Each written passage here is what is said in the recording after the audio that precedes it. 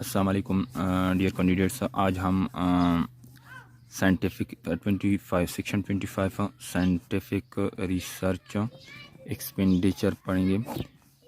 ये बहुत अहम सेक्शन है एमसीक्यूज़ के लिहाज से। तो इसके लिए आपको सिंपल एक फार्मूला याद रखना है, 1 + 3 - 3।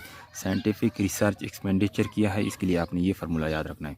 1 किया है expenditure before commencement of business, +3 किया है कास्ट ऑफ फिजिबिलिटी रिपोर्ट, यानी cast of feasibility study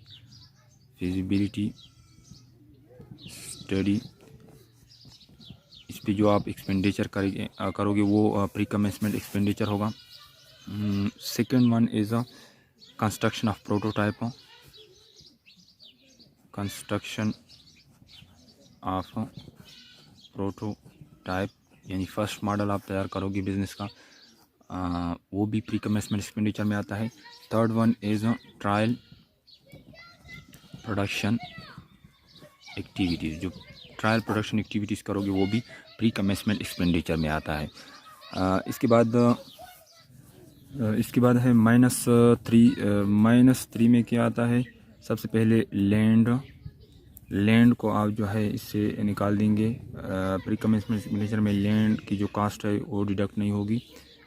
number second पर डिप्रिसिएबल एसेट्स हो गया। डिप्रिसिएबल एसेट क्योंकि उसका डिप्रिसिएशन ले रहे हो सेक्शन 22 में, तो वो आपको प्री कमेंसमेंट एक्सपेंडिचर के तौर पे नहीं मिलेंगे। इसके बाद नंबर 3 पे है इंटेंजिबल का जो है वो एमोर्टाइजेशन मिलता है, एमोर्टाइजेशन सेक्शन 24 में। इसलिए ये चीज़ें आप माइनस करोगे प्री कमेंसमेंट एक्सपेंडिचर से। लैंड हो गया, डिप्रिसिएबल एसेट्स हो गया, इंटेंजिबल हो गया, और 3 चीज़ें जो है आप इसमें इंक्लूड करोगे। कास्ट ऑफ फिजिबिलिटी स्टडी हो गया, कंस्ट्रक्शन ऑफ प्रोटोटाइप हो गया, ट्रायल प्रोडक्शन एक्टिविटीज़। ये expenditure before commencement of business अगर है तो ये इसको प्री कमेंसमेंट एक्सपेंडिचर के तौर पे आप डिडक्ट कर सकते हैं। ये तो इसकी डिफिनेशन हो गई। एक अहम पॉइंट्स इसमें दूसरा जो है वो amount of pre commencement expenditure जो है वो आपको 20% से आप मल्टीप्लाई करोगे, यानी इसका रेट 20% है प्री कमेंसमेंट एक्सपेंडिचर का। जितना आप एक्सपेंडिचर करोगे उसको आप 20% से मल्टीप्लाई करोगे, और ये एमोर्टाइज होगा। इसको आप एमोर्टाइज करोगे स्ट्रेट लाइन बेसिस ये याद रखना है। और 5 ईयर्स के लिए प्री कमेंसमेंट एक्सपेंडिचर दिया जाता है। ये था प्री कमेंसमेंट एक्सपेंडिचर। इसके बाद आते हैं section 26 scientific research expenditure. Scientific research expenditure में रिसर्च आप पाकिस्तान में कंडक्ट करोगे first. Second thing is business के लिए रिसर्च करोगे। अप्लाइड साइंसेस, नेचुरल साइंसेस और अप्लाइड साइंसेस में करोगे। अप्लाइड एंड नेचुरल साइंसेस में आप रिसर्च करोगे। उसका रिवेन्यू नेचर के एक्सपेंडिचर जो है वो आपको मिलेंगे as a scientific research expenditure. इसके बाद है employee training and facility, section 27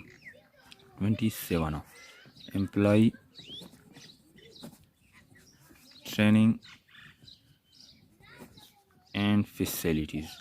employee training and facilities में सबसे पहली चीज़ जो है वो रेवेन्यू नेचर के, ओनली रेवेन्यू नेचर के एक्सपेंडिचर आपको अलाउड है।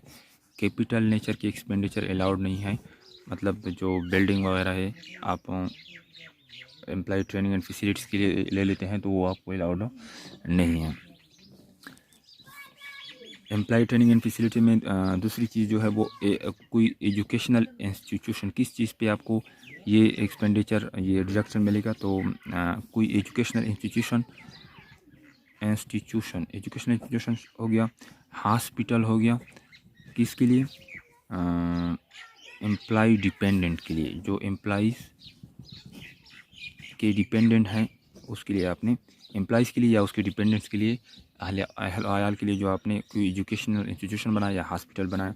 इसके बाद ट्रेनिंग इंस्टीट्यूट कोई आपने बनाई, ट्रेनिंग इंस्टीट्यूट, कोई ट्रेनिंग इंस्टीट्यूट बनाई आपने जो वर्कर है आपके उसके लिए, इंडस्ट्रियल वर्कर के लिए, इंडस्ट्रियल वर्कर के लिए आपने कोई ट्रेनिंग इंस्टीट्यूट बनाई वर्कर्स। लेकिन ये ट्रेनिंग इंस्टीट्यूट जो हो वो गवर्नमेंट के साथ उसका कनेक्शन हो, government connection is must. Government connection किस तरह कनेक्शन हो, या तो रिकग्नाइज हो बाई गवर्नमेंट, या उसको एड कर रही हो गवर्नमेंट, या वो रन कर रही हो गवर्नमेंट, तभी आपको इसका एम्प्लॉय ट्रेनिंग एंड फैसिलिटीज़ के बाद में आपको इसका डिडक्शन मिलेगा। इसके बाद है कोई नंबर 3 पे आप ट्रेनिंग स्कीम कोई चला रहे हो जो FBR से अप्रूव्ड हो, FBR से अप्रूव्ड हो, FBR अप्रूव्ड ट्रेनिंग स्कीम, कोई ट्रेनिंग स्कीम हो जो FBR से अप्रूव्ड हो। लेकिन ये स्कीम आप सिटीज़न ऑफ पाकिस्तान के लिए कोई ट्रेनिंग स्कीम आपने बनाई हुई, कोई स्कीम हो जो आप ट्रेनिंग दे रहे हो सिटीज़न ऑफ पाकिस्तान को, और वो FBR से अप्रूव्ड हो, तभी उस पर आपको एम्प्लॉय ट्रेनिंग एंड फैसिलिटीज़ के बाद में आपको डिडक्शन मिलेगा। तो दोस्तों इस चैनल को सब्सक्राइब करो प्लीज़। अभी वक्त बहुत कम रह गया है एग्ज़ाम में, तकरीबन 1 हफ़्ता है। अगर आपको किसी भी चीज़ में कोई भी टॉपिक्स में मसला हो तो प्लीज़ कमेंट्स में बताएं, मैं आपको इंशाल्लाह वो आपका मसला हल करूँगा। Thank you.